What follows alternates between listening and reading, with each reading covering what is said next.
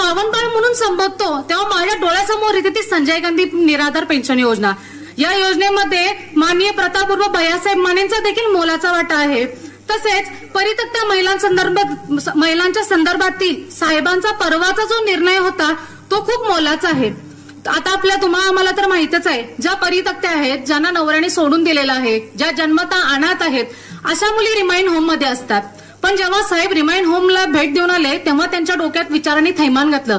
कारण बघा 25 वर्षानंतर त्यांचं योगदान तर थांबतं, त्यांना जे अनुदान दिलं जातं ते थांबतं 25 वर्षानंतर। तर या मुलींनी, या महिलांनी करायचं तरी काय, हा प्रश्न साहेबांच्या डोक्यात आला। त्यांच्या हातील बापाचं काही जागा झालं, कारण साहेबांना सुद्धा एक लेखच आहे हो।